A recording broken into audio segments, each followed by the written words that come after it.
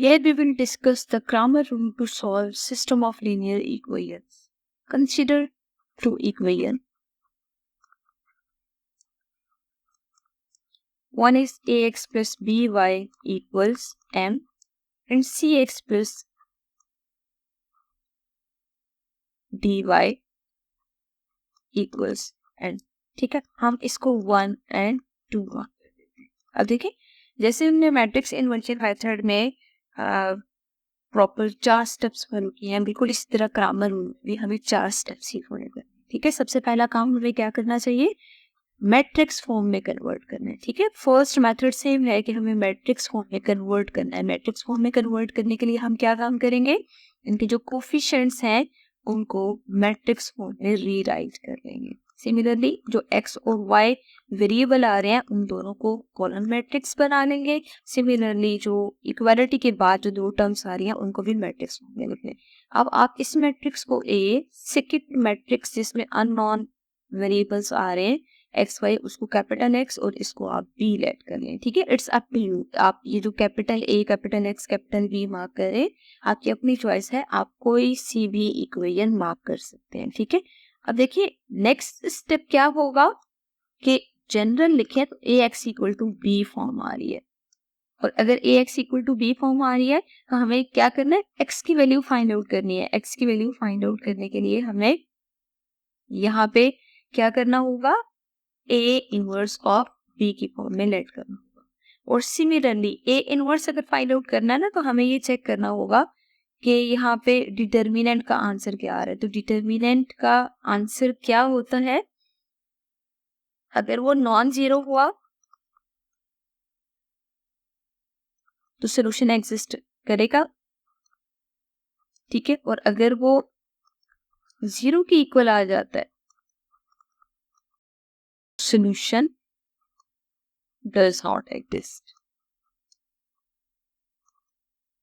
Okay, अच्छा अब देखिए, अगर हमने डिटर्मिनेंट फाइंड आउट कर लिया और हमें पता चल गया कि सोल्यूशन एग्जिस्ट कर रहा है, तो नेक्स्ट स्टेप हमारा क्या होगा, हमें यहाँ पे दो फार्मूलाज लिखने हैं. ठीक है ना, देखिए कितने स्टेप हमने फॉलो कर लिए, 2 स्टेप फॉलो कर लिए. तीसरा स्टेप ये होगा, हमें यहाँ पे 2 फार्मूलाज लिखने होंगे. एक फार्मूला है x is equal to A x determinant over A determinant, और सिमिलरली y की वैल्यू फाइंड आउट करने के लिए फार्मूला है A y determinant over A determinant.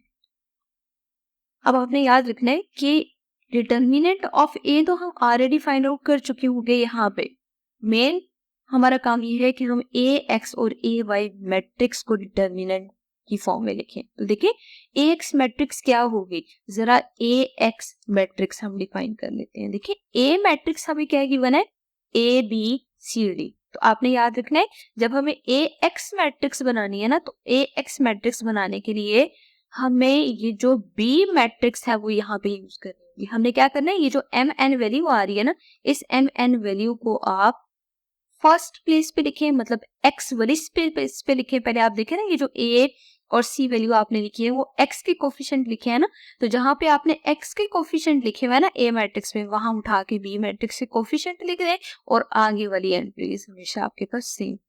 Similarly अगर हमें ए वाई मैट्रिक्स डिफाइन करनी है, तो ए वाई के लिए हम क्या करेंगे, ए मैट्रिक्स में जिस कॉलम में आपने वाई की कोफिशिएंट्स लिखे हैं उनकी जगह आप एम एन पुट कर दें, मतलब बी मैट्रिक्स की एंट्रीज पुट कर दें, और जो फर्स्ट वाली एंट्रीज है वो एज इट इज. ठीक है, अब देखिए आप अगर ए एक्स और ए वाई डिफाइन कर लेते हैं ना, तो फिर हमारे लिए एक्स और वाई निकालना मुश्किल नहीं है, क्योंकि सिंपल हम क्या करेंगे, एक्स और वाई फाइंड आउट करने के लिए ए एक्स का डिटर्मिनेंट फाइंड आउट करेंगे, ए वाई का डिटर्मिनेंट फाइंड आउट करेंगे, उन दोनों को डिटर्मिनेंट ऑफ ए से डिवाइड करेंगे और हमारे पास जो आंसर आएगा वो एक्स वाई आ जाएगा. ठीक है, और लास्ट स्टेप ये होगा, हमें सोल्यूशन सेट लिखना होगा. सोल्यूशन सेट क्या होता है, फर्स्ट पे हमें एक्स की वैल्यू और सेकंड पेज पे हमें वाई की वैल्यू फाइंड आउट करनी होगी, और उसको हमने, क्योंकि सोल्यूशन सेट का है, सेट का मतलब ये है को करली ब्रैकेट के अंदर.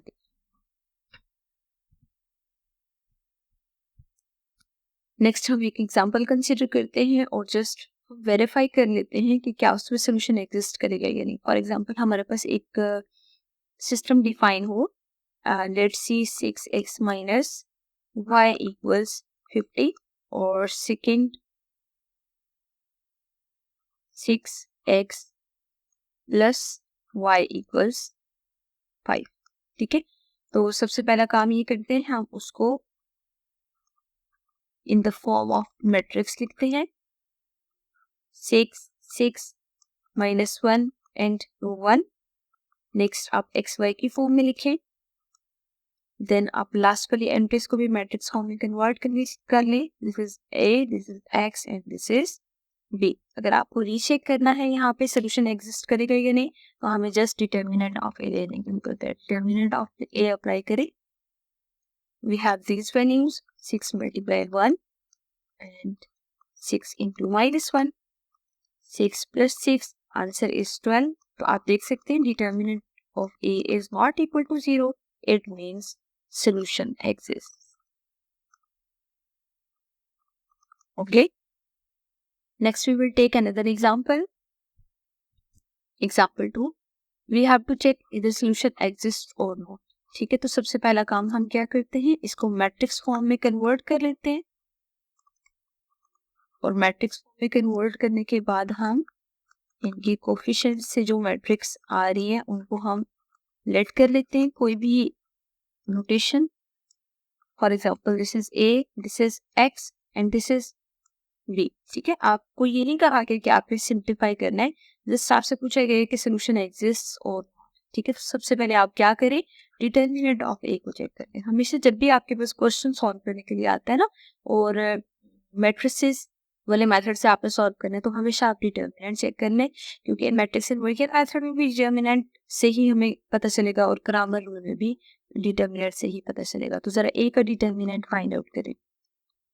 मेजॉरिटी मिस्टेक ये होती है कि जब डिटर्मिनेंट लिख रहे होते हैं मेजॉरिटी यहाँ पे स्क्वायर ब्रैकेट डाल दी जाती है, तो दैट इज एक्चुअली रॉन्ग। ठीक है, हमेशा आपने यूं करके स्ट्रेट लाइंस पुट करनी होंगी। और अब जरा इन दोनों एंट्रीज को मल्टीप्लाई करें। 3 2 जा 6, माइनस ऑफ 6 आंसर आ रहा है। 6 minus 6 is 0 as determinant of A is equal to 0, hence solution does not exist। ठीक है, तो या तो आप इसको एक्सप्लेनेशन फॉर्म में लिखें सोल्यूशन डज नॉट एग्जिस्ट, और ऐसा भी पॉसिबल है कि आप इसको मैथमेटिकली लिख दें solution equals empty set. Empty set CFI का मतलब भी यही होता है कि सोल्यूशन एग्जिस्ट नहीं कर रहा। Here is the assignment for you, you have to check whether the solution of these equation exist और नॉट। तो आपको प्रॉपर सिंप्लीफाई नहीं करना, प्रॉपर सॉल्व नहीं करना, मतलब एक्स और वाई की वैल्यूज नहीं फाइंड आउट करनी, बल्कि जस्ट आप इसको मैट्रिक्स फॉर्म में कन्वर्ट करें और जो फर्स्ट मैट्रिक्स आएगी जिसको आप ए लेट करें उसका डिटर्मिनेंट फाइंड आउट करके देखिए। अगर वो नॉन जीरो है तो सोल्यूशन एग्जिस्ट करेगा, और अगर वो नॉन जीरो ना हो तो सोल्यूशन एग्जिस्ट नहीं करेगा।